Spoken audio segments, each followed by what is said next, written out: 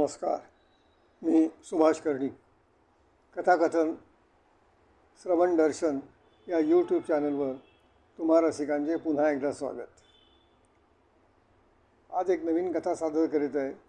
त्या कथेचं नाव आहे प्रेमाला अटक नाही.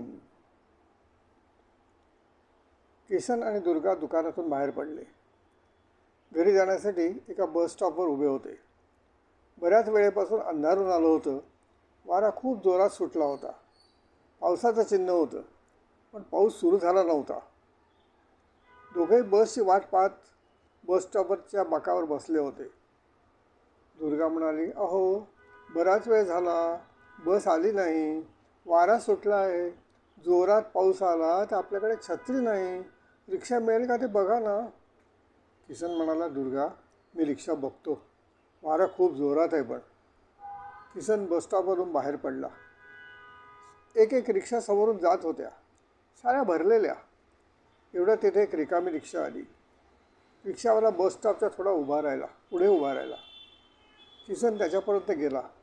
आपल्याला कुठे जायचं आहे ते रिक्षावाल्याला सांगत असताना बस स्टॉपवरील छत वाऱ्याच्या दिशेने जोरात एकदम कोसळलं आणि दुर्गाच्या शरीरावर पडलं. किसन आणि रिक्षावाला दोघे धावले. बाजूच्या दुकानातले 2-4 जण धावले. तुफान वाऱ्यात त्यांना ते छत दूर करण्यासाठी खूप प्रयत्न करावा लागला. दुर्गा बेशुद्ध पडली होती. किसन आणि रिक्षावाल्याने तिला उचलून रिक्षात नेले. रिक्षावाल्याने रिक्षा जवळच्या एका इस्पितळात नेले.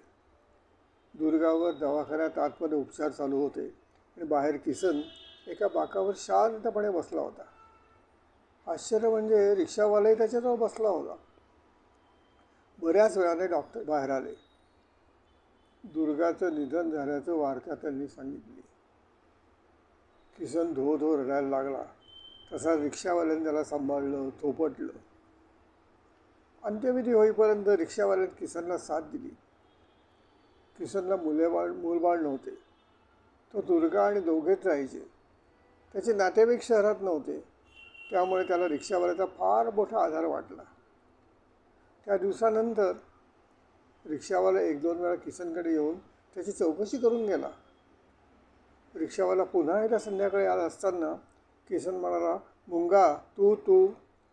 तो म्हणाला, काका, माझं नाव लुई मॉंग आहे. किसन म्हणाला, हो रे, तू येतोस, भेटून जातोस, मला खूप बरं वाटतं रे, खूप बरं वाटतं. तो म्हणाला, काका, तुम्हाला काय, मला देखील बरं वाटतं. तुम्हाला भेटलं की मला माझ्या वडिलांना भेटल्यासारखं वाटतं. किसन विचारले, काय, कुठे असतात बाबा तुझे? तो म्हणाला, काका, ते दोघे असतात म्यानमारमध्ये. किसनने आश्चर्याने विचारलं, म्यानमारमध्ये? आणि तू येथे? तो म्हणाला, काका, मी म्यानमारचा आहे. माझे बाबा शेतावर काम करतात. मी एकटा मुलगा. मी थोडे शिकलो आणि शेतावर त्यांच्यासोबत काम करायला लागलो. मला ते काम आवडलं नाही. मित्राच्या सहाय्याने गाड्या चालवायला शिकलो, लायसन्स काढलं, पण तेथे पुरेसे काम मिळेना. म्हणून आम्ही 4-5 जण भारतात आलो. इथे आता 2-3 वर्षापासून रिक्षा भाड्याने घेतली आहे. ती चालवतो. त्यामुळे हाताला काम आहे आणि पुरेसे पैसे मिळतात. रिक्षा दिवसभर चालवतो. पण कधी आईबाबांची आठवण येते, त्यावेळी तुमच्याकडे येतो. तुम्ही खूप प्रेमाने बोलतात, वागतात, म्हणून मनाला समाधान मिळतं का, मनाला समाधान मिळतं. किसनने त्याच्या डोक्यावर हात फिरवला आणि त्याला थोपटलं.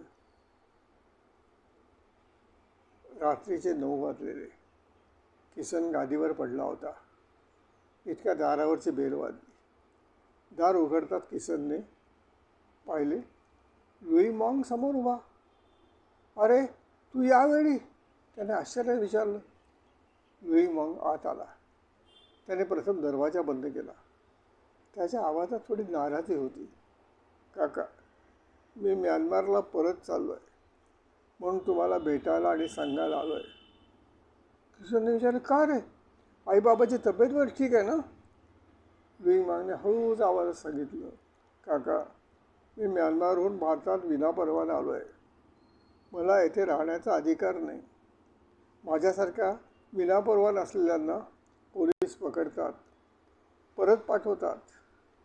उगाच अटक होण्यापेक्षा आम्ही 4-5 मित्रांनी परत जाण्याचा निर्णय घेतला आणि आता आम्ही निघालो आहोत. तो थोडा वेळ बोलायचं थांबला.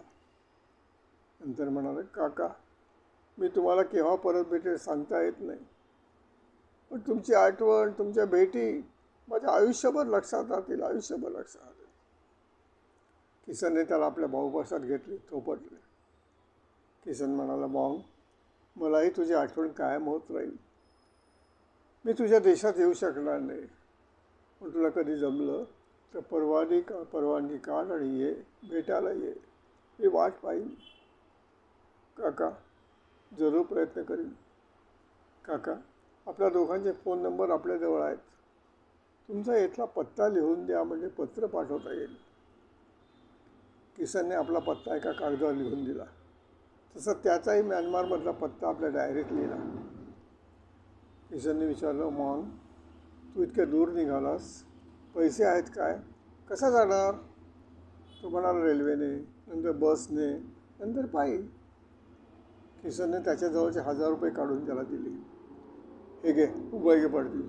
काका पण तुम्हाला, अरे नुकतेच माझे पेन्शनचे पैसे आले आहेत, ते ठेव, तुला जास्त गरज आहे. डोळे पुसत लुईंग मॉन्ग शांतपणे निघून गेला. दुर्गा गेल्यानंतर आपल्याला जेवढं दुःख झालं तसेच लुई मॉन्ग निघून गेल्यावर झालं असं किसनला वाटलं. दुर्गा गेल्यानंतर आपल्याला लुई मॉन्गचा आधार वाटत होता. आता आपण अगदी एकटे आहोत ही भावना केशवला खूप क्लेशदायक वाटली.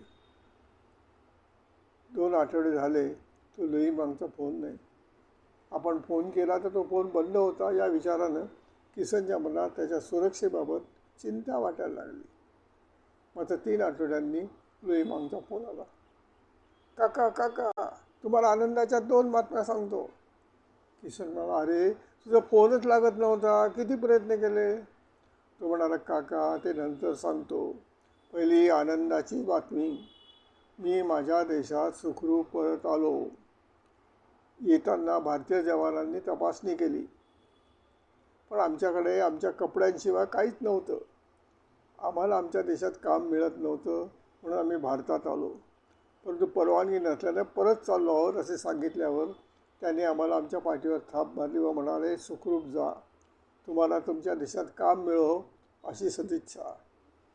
काका येताना आम्हाला वेगवेगळ्या मार्गाने प्रवास करावा लागला, पैसे खर्च झाले, पण तुम्ही दिलेल्या पैशांचा खूप उपयोग झाला.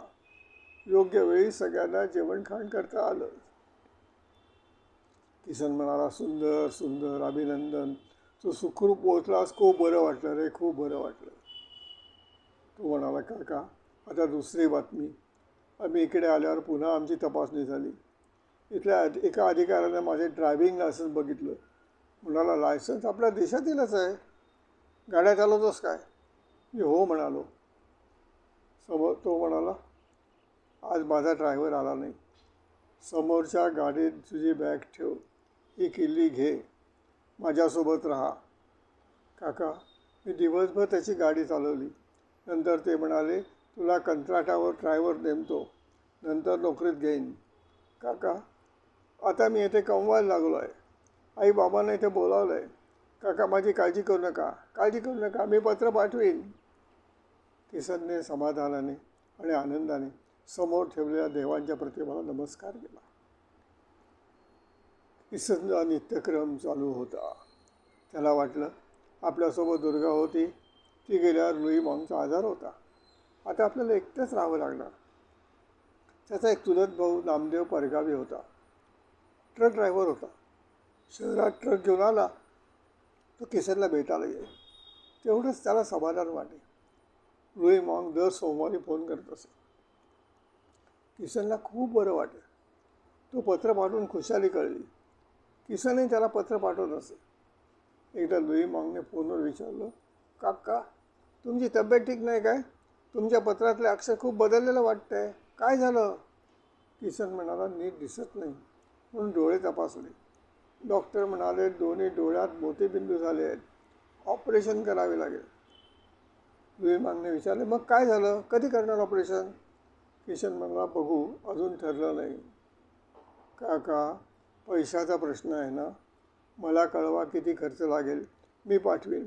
अरे पण तू काका, मी तुम्हाला मागे सांगितलं की तुम्ही माझ्या वडिलांसारखे आहात. तारीख ठरवा, तुमच्या पासबुकचा बँक पासबुकचा फोटो पाठवा, मी पैसे पाठवीन. किसनचे नंतर दोन्ही डोळ्यांचं ऑपरेशन झालं. नंतर लुई मांग दरमहा थोडी रक्कम किसनच्या बँकेत पाठवू लागला.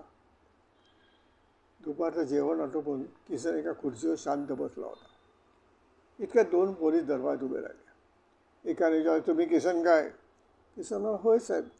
पोलीस म्हणाला, तुम्हाला पोलीस स्टेशनला बोलायला आहे. किसनने आश्चर्याने विचारलं, पोलीस स्टेशन? माझा काय संबंध? ते आम्हाला माहीत नाही, आमचे साहेब सांगतील, चला. किसन पोलीस स्टेशनवर मध्ये इन्स्पेक्टरच्या समोर बसला. इन्स्पेक्टर मानेने विचारले, तुम्ही काय शिकला, काय करीत होता? साहेब, मी नगरपालिकेचे शाळेत शिक्षक होतो. पेन्शन मिळते त्यावर राहतो, बाकी कामधंदा काही नाही. म्यानमारमधून तुमच्या बँकेत पैसे काय येतात? तुम्ही त्यांना काय पाठवता? काय माहिती, काय फोटो पाठवता? किसन म्हणाला, नाही साहेब, काहीच नाही. इन्स्पेक्टर विचारलं, मग ते पैसे का पाठवतात? त्यांच्या बदली तुम्ही त्यांना काहीतरी देत असालच ना? किसन क्षणभर शांत बसला. काय सांगावे असाचा प्रश्न पडला. शेवटी त्याने सविस्तर बोलायला ठरवलं. तो म्हणाला, साहेब, पैसे पाठवण्याचे नाव लुई माँग आहे. तो इथे रिक्षा चालवत होता. एके दिवशी बस स्टॉप पडला तेव्हा माझी पत्नी जखमी झाली. त्या रिक्षावाल्याने तिला दवाखान्यात नेण्यास मदत केली, पण ती वाचू शकली नाही. माझ्या इथे कोणी नातेवाईक नाही, मला मूलबाळ नाही. पत्नीची अंत्यविधी करताना त्याने सोबत केली. साहेब, तेव्हापासून आमचे प्रेमाचे संबंध निर्माण झाले. तो नेहमीच माझ्याकडे येत असे. वडिलांना भेटल्यासारखे समाधान मिळते असं तो म्हणे. तो म्यानमारचा असल्याने एके दिवशी तो माझा निरोप घेऊन त्या देशात परत गेला. नित्यनेमान तो माझी चौकशी करतो. माझे मोतेबिंदूचे ऑपरेशनसाठी माझ्याजवळ पुरेसे पैसे नव्हते, म्हणून त्याने पैसे पाठवायला सुरुवात केली. बँकेत पैसे पाठवतो. माझ्या औषधासाठी मला ते वापरता येतात. मी त्याला माझ्या खुशालीचे पत्र पाठवतो, तोही तसेच पाठवतो. बाकी काही देव नाही साहेब, काही देवाणघेवाण आम्ही करत नाही साहेब. इन्स्पेक्टर म्हणाले, तुम्हाला मदत करणारा फक्त म्यानमारचाच निघाला काय? इथे कुठे भेटलं नाही तुम्हाला?